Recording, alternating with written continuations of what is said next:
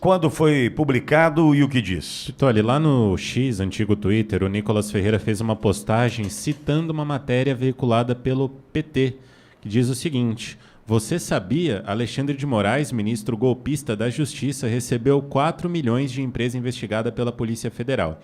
E aí o Nicolas retuita esse tweet e escreve o seguinte: corre aqui. E aí ele cita o ministro, ele menciona o ministro Alexandre de Moraes lá na plataforma. E o que diz essa reportagem, Pitoli? Inclusive, ainda está disponível lá no site do PT. Essa reportagem, aí você acompanha na tela, está dizendo o seguinte: Moraes recebeu 4 milhões de reais de empresa investigada pela Polícia Federal. PF pediu a abertura de inquérito contra ministro golpista, mas o caso foi arquivado sumariamente por decisão do ministro Luiz Fux, do Supremo Tribunal Federal.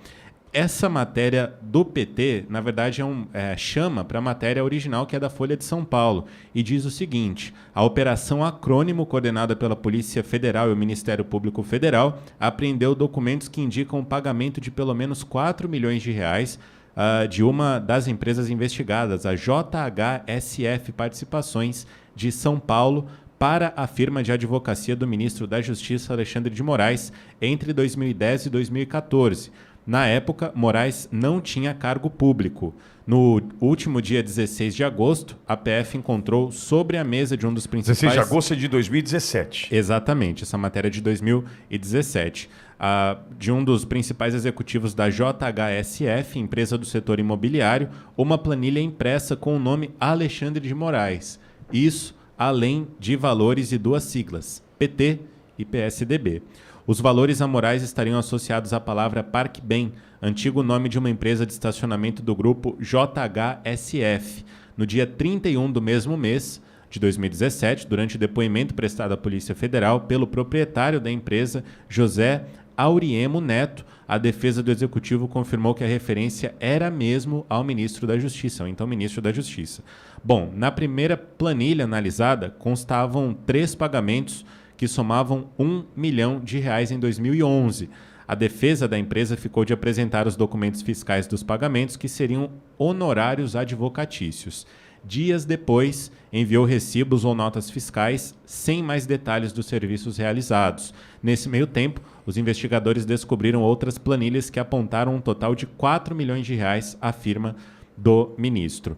A coordenação da Operação Acrônimo pediu ao ministro Benjamin, Herman Benjamin, do Superior Tribunal de Justiça, o STJ, que é relator dessa investigação, que informasse ao Supremo Tribunal Federal a necessidade de abertura de um inquérito. E Moraes disse à reportagem da Folha de São Paulo em uma nota que os pagamentos foram legais e o caso já foi arquivado liminarmente pelo ministro do STF, Luiz Fux. A assessoria do STF disse que não tem informações sobre o caso porque tramita em sigilo. Só para finalizar, a reportagem apurou que a decisão de Fux ocorreu em 22 de setembro de 2017, ou seja, após 8 dias da documentação dar entrada no STF, sem abertura de inquérito ou autorização de medidas investigatórias, como a quebra dos sigilos bancário e fiscal do ministro ou de sua firma. A reportagem também apurou que Fux não consultou, antes do arquivamento, a Procuradoria-Geral da República e decidiu arquivar monocraticamente esses documentos. Em 2017, Alexandre de Moraes estava na condição de ministro da Justiça e já havia uma sinalização de que, se houvesse uma possibilidade de indicação, isso aconteceria, como de fato aconteceu. O que chama atenção é que 8 dias após a entrada do processo no Supremo, Luiz Fux engavetou sem nenhuma consulta à PGR. Pois não, João? Só uma retratação, Pitoli, eu disse 2017, mas na verdade a matéria é de 2016. 16? 2016. 16.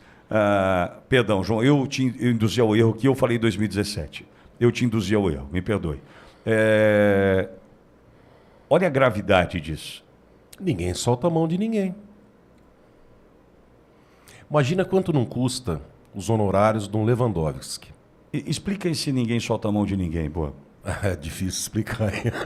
Em 3 palavras. Eu acho que iria um programa aqui inteiro para explicar isso aí. Ô, João, enquanto isso, procura para mim, pedindo para a gente comentar sobre a Marina Silva tomando uma lapada da Silvia, o AMP? Eu não sei de quem, mas enfim. O mundo está em colapso. O mundo está colapsando. Fala, destrambelhou. Fala aí, ô Bogô, sobre essa história, ninguém solta a mão de ninguém. Parça, pô, tá ali dentro do Supremo. Vai ter investigação contra o cara que investiga, o cara prende, o cara que... Ele é vítima, ele é polícia, ele é promotor, ele é juiz, ele é... Será que o Gilmar Mendes vai falar pra ele fechar o escritório? Igual falou pro Barroso?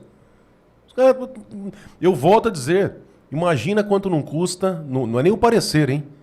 Quanto não custa os honorários de um Lewandowski, que acabou de sair da turma ali, do colegiado e tal. Quer dizer, contratar o Lewandowski hoje é quase que uma garantia de ação ganha. Imagina você ter uma ação ali de bilhões. Você vai contratar o Lewandowski, poxa, para advogar? Desse jeito, nessa composição que está, qual que é a garantia? Imagina o outro lado. Pitoli, pensa no seguinte, você tem uma ação aí de um empresário, família, enfim, de bilhões. De um lado você contrata um advogado respeitado, conceituado. Do outro lado, imagina que a sua família, a história da sua família, toda a tradição, do outro lado o advogado é o Lewandowski. Poxa, sinceramente, eu sentaria e chorava. Porque de primeira instância vai para a segunda, da segunda tudo termina no Supremo, o Supremo julga tudo e todos.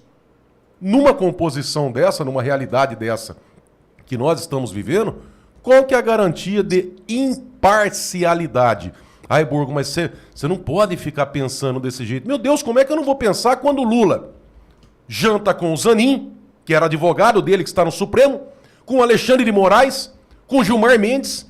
Depois desse jantar vem a indicação do Dino e do Gonê. Como é que eu vou pensar, como é que eu vou ter a certeza que o Supremo Tribunal Federal é composto por magistrados imparciais? Como é que o brasileiro consegue ter essa segurança? Não tem. Não tem segurança. Volto a dizer da importância dessa sabatina no dia 13 de dezembro. Vai ser um divisor de águas no país. Ah, mas está ruim? Não, pode piorar e muito. Não, caminha para piorar, né? Emílio, o Nicolas chama o Alexandre de Moraes para essa conversa e pelo jeito não veio. Tanto é que eu descobri ontem, através de um comentário de um patriota ali no TikTok, essa publicação, pedi para o João checar. O João disse que está valendo faz um mês. Faz um mês e ninguém falou desse tweet, dessa publicação do Nicolas Ferreira. Faz um mês e ninguém tratou do assunto. Então, Emilião, ninguém solta a mão de ninguém. Pitoli, eles ignoram o que lhes convém. O que está me chamando a atenção neste momento é que aqui em Brasília existe uma indústria do lobby fortíssima, principalmente para indicações em TRFs, STJ, e a principal indústria funciona com base em indicações para ministros do STF. Quando foi indicado, ou melhor, quando estava se cogitando o nome do Zanin para uma vaga no STF, eu vi essa indústria funcionando aí calorosamente aqui em Brasília. Vi, inclusive, a ex-advogada do Bolsonaro falando com senadores de direita para que eles aprovassem o Zanin no STF. Vocês lembram que teve, inclusive, senador de direita dizendo que não via nenhum problema em aprovar o Zanin para o STF. Só que não há tempo para se fazer essa movimentação de lobby agora com a indicação do Flávio Dino. E é isso que eu queria chamar a atenção de vocês. Então, eu não entendo como está sendo essa estratégia, se é para correr às pressas, para não dar tempo de nada, mas, na minha opinião, o Flávio Dino corre o risco de não ser aprovado, porque ele não vai sentar para negociar com todo mundo, não vai ter tempo para isso. O João, prepara para mim essa